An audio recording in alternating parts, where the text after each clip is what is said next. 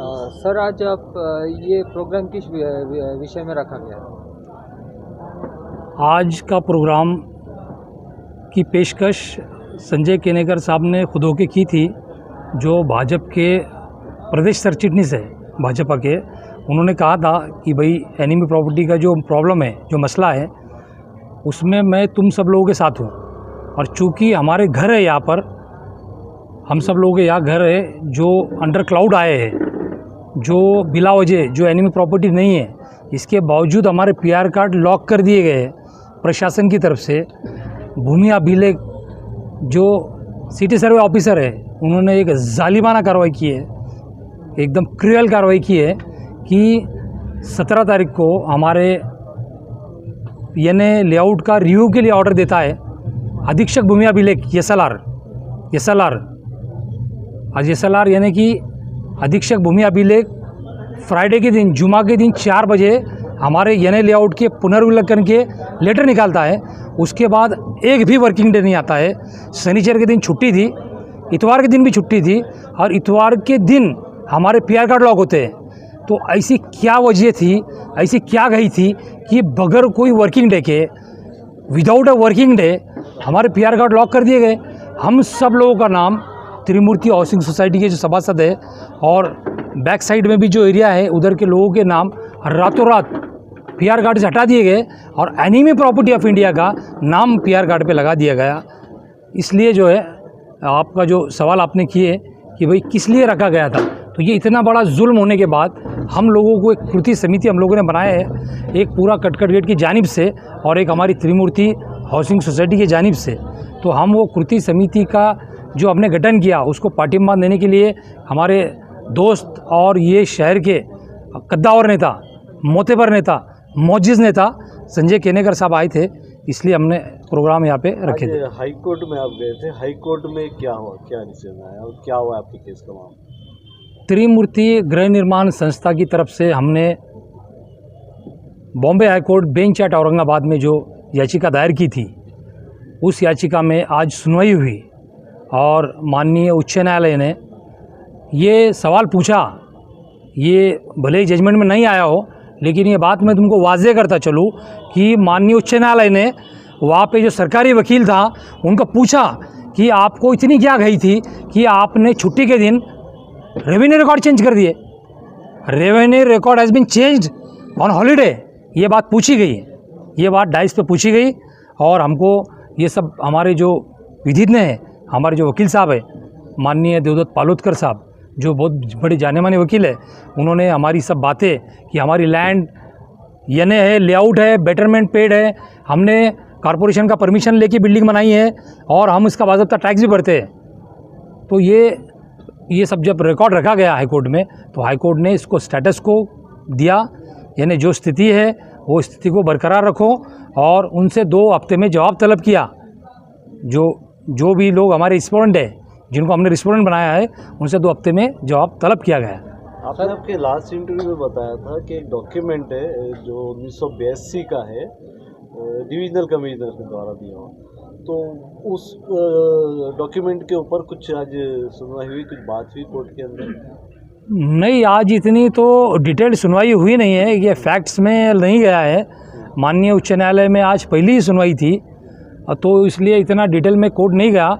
लेकिन मुझे उम्मीद है कि आने वाले वक्त में जब बहुत सारी हेयरिंग्स होंगी, तो कोर्ट, माननीय उच्च न्यायालय ये मसले की जड़ तक जाएगा। और मैं ये बात आपके माध्यम से औरंगाबाद के लोगों को बता देना चाहता हूँ, मैं आपके माध्यम से ये बात औरंगाबाद के लोगों को बता देना चाहता हूँ कि हमने पिटीशन में 10 लाख रुपए का क्लेम किए।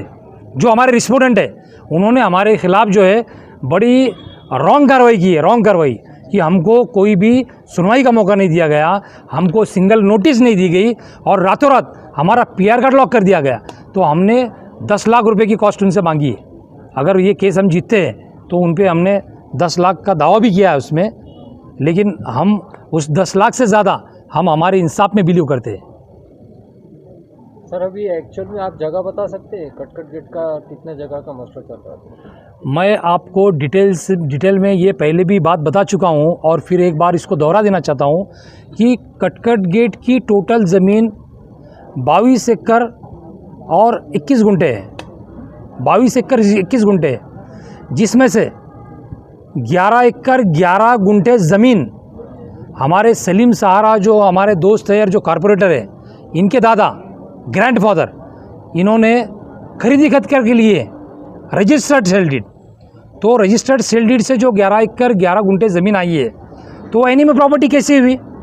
जो खरीदने वाला है वो इंडियन सिटीज़न है, वो औरंगाबाद में बसता था, 10-12 साल पहले उनका इंतकाल हुआ है, और हमारे सलीम सहारा के वालिद साहब का भी 2-3 साल पहले इंतकाल हुआ है, तो ये इंडियन सिटीज़न है। इनकी 11 एकड़ 11 गुंठे ये क्लियर टाइटल है। अब रहा सवाल 11 एकड़ 10 गुंठे का, 11 एकड़ 10 गुंठे में 5 एकड़ 5 गुंठे लैंड ये अजीमा बेगम इनको रिलीज़ कर दी गई थी by the order of enemy property office. ऐसे डॉक्यूमेंट्स हमारे तक पहुँचे हैं, बहुत सारे लोग हम तक डॉक्यूमेंट पहुँचा रहे हैं। हमारी जो कृति समिति है, हाउसिंग बोर्ड कॉलोनी की जो कृति समिति है, तो हमारे को जो है बहुत सारे वकील हमारे रप में है, बहुत सारे जो समाजकारणी है, राजकारणी है, और जो मोतेवर लोग हैं, मीडिया के भी लोग हैं, तो ये हमारी हेल्प कर रहे हैं। तो वो हमको डॉक्यूमेंट्स प्रोवाइड करते हैं। तो हमको एक ऐसा डॉक्यूमेंट मिला कि 5 एकड़ 5 गुंठे जगह जो है वो रिलीज़ कर दी गई अजीमा बेगम को। जब वो जगह रिलीज़ कर दी गई तो एनिमी प्रॉपर्टी रह जाती है सिर्फ 5 एकड़ 5 गुंठे। आप 5 एकड़ 5 गुंठे एनिमी प्रॉपर्टी, इसको भी जो है बाद में कोई जेठानंद था लाहौरी मल, तो लाहौरी मल जो पाकिस्तान लाहौरी मल जेठालाल, तो ये शख्स को गवर्नमेंट ने ये लैंड इवैक्यू प्रॉपर्टी बोल के अलॉट की थी।